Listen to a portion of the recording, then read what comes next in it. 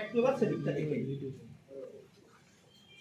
এখনো পর্যন্ত ভারতবর্ষে 98% লোকে ব্যাংকের টাকা রেকারিং ডিপোজিট ফিক্সড ডিপোজিট করে। কারণ কি? তারা এই ব্যাপারটা জানে না। তারা জানে টাকা জমানোর জায়গা ব্যাংক। এখনো মানুষ পোস্ট অফিসে রেকারিং ডিপোজিট ফিক্সড ডিপোজিট করে। কেন করে? কারণ তারা জানে টাকা জমানোর জায়গা পোস্ট অফিস।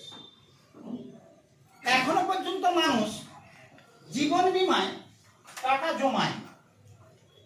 কাউকে যদি জিজ্ঞেস করা হয় আপনি জীবন বীমার পলিসিটা কেন করেছেন, দেখবেন এই উত্তরগুলো আসবে, না আসলে আমার ওই একটা ঘনিষ্ঠ লোক এসেছিল, না করতে পারিনি তাই করেছি। কারোর কাছে উত্তর খুঁজে পাবেন, না ওই ট্যাক্সের ছাড়ের জন্য করেছি। কারোর কাছে উত্তর খুঁজে পাবেন, না ওই ভবিষ্যতে মেয়েটাকে বিয়ে দিতে হবে তার জন্য করেছি। কারোর কাছে শুনবেন ছেলেটাকে লেখাপড়া শেখানোর জন্য, কারোর কাছে শুনবেন বার্ধক্যের সংস্থানের জন্য। অর্থাৎ জীবন বীমায় তিনি টাকা জমা করছেন। তিনি কিন্তু জীবন বীমায় টাকা জমা করার জন্য জীবন বীমা করছেন। সরকারি উদ্যোগে বাড়ি বাড়ি গিয়ে মানুষকে সঠিক অর্থনৈতিক পরিকল্পনার ধ্যান ধারণা দেওয়ার কোনো ব্যবস্থা, কোনো প্রশিক্ষণ ব্যবস্থা না থাকার জন্য আমাদের দেশের মানুষ এখনো তাদের কষ্টের রোজগারের পয়সা কতটা কোথায় কিভাবে রাখলে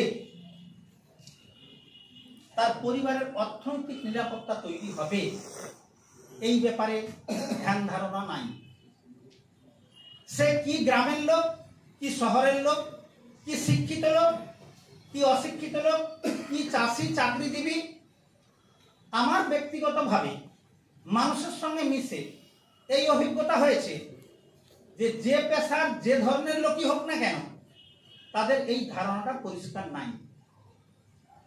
আইডিয়াল ফাইন্যান্সিয়াল ডিস্ট্রিবিউশন কোম্পানির কাজ হলো, আমার আপনার কাজ হলো আমাদের পরিচিত ব্যক্তির কাছে তার আর্থিক খোঁজ খবর নিয়ে তার পরিবারের চাহিদা, তার পরিবারের পছন্দ এবং তার আর্থিক সামর্থ্য এবং যোগ্যতা বিচার করে তাকে পরামর্শ দেওয়া, অ্যাকাউন্ট লেনদেনের জন্য তিনি কোন ব্যাংকে যাবেন, পরিবারের নিরাপত্তার জন্য কোন জীবন বীমাটা করবেন, সম্পত্তি নিরাপত্তার জন্য কোন সাধারণ বীমাটা করবেন, সঞ্চয়ের জন্য কোন মিউচুয়াল ফান্ডটা করবেন, এই ব্যাপারে তাকে একটা সঠিক পরামর্শ দেওয়া।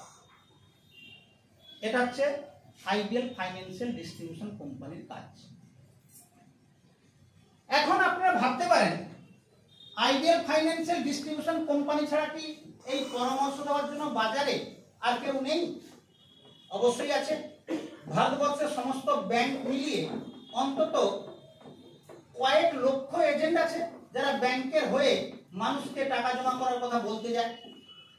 বাজারে কয়েক লক্ষ পোস্ট অফিসের এজেন্ট আছে যারা বাজারে মানুষকে টাকা সঞ্চয়ের কথা বলতে যায়। কয়েক লক্ষ জীবন বীমার এজেন্ট আছে, তারা মানুষকে টাকা সঞ্চয়ের কথা বলতে যায়। কয়েক লক্ষ মিউচুয়াল ফান্ডের এজেন্ট আছে, তারা বাজারে টাকা সঞ্চয়ের কথা বলতে যায়। তাহলে আইডিয়াল ফাইন্যান্সিয়াল ডিস্ট্রিবিউশন কোম্পানি কেন?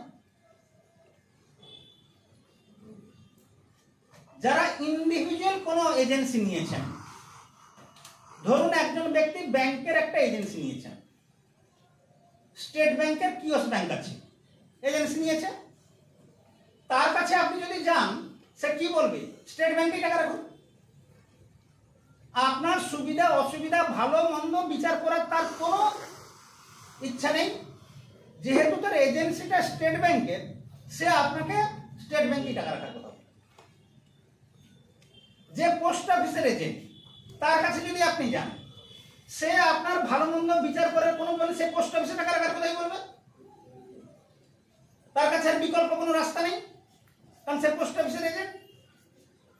আপনি যদি একটা জীবন বীমা সংস্থার ইন্ডিভিজুয়াল এজেন্টের কাছে যান, সে যে জীবন বীমা সংস্থার agent, as per IRDA guidelines একজন ব্যক্তি জীবন বীমার ইন্ডিভিজুয়াল এজেন্সি নিলে তিনি সেই জীবন বীমার প্ল্যানিং পাবলিককে দিতে পারবেন। তো যে জীবন বীমার এজেন্ট পাবলিকের কাছে গেল, সে সেই জীবন বীমার প্ল্যানটাই তাকে দিল, ভালো মন্দ বিচার করার সুযোগ তার কাছে নেই। যে ডাইরেক্ট মিউচুয়াল ফান্ডের এজেন্ট, যেহেতু লোকালে কোনো মিউচুয়াল ফান্ডের অফিস নাই, সে যে মিউচুয়াল ফান্ডটা 48টা মিউচুয়াল ফান্ডের মধ্যে তার বাড়ির কাছাকাছি পাবে সে সেটাই করালো। কাস্টমারের ভালো মন্দ দেখার সুযোগ তার কাছে নাই।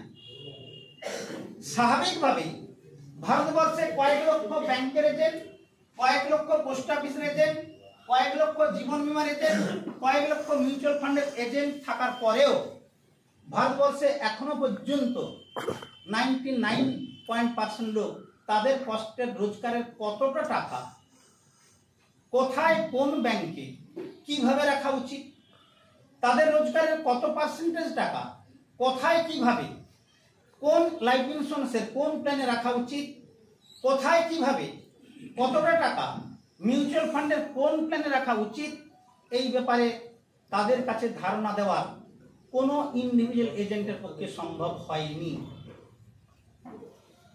আইডিয়াল ফাইন্যান্সিয়াল ডিস্ট্রিবিউশনের ক্ষেত্রে সুবিধা কি? এখানে কোনো ইন্ডিভিজুয়াল এজেন্সি নাই, তাই এখানে আপনি একজন ব্যক্তিকে বলতে পারেন তার আর্থিক ক্ষমতা, তার চাহিদাকে সামনে রেখে তিনি যা চাইবেন এবং তার যা দরকার আপনি সেটাই করে দিতে পারবেন। আসুন করিয়ে দেওয়া যাবে কিনা আমরা এবার একটু সেটা চর্চা করি। জীবন বীমা,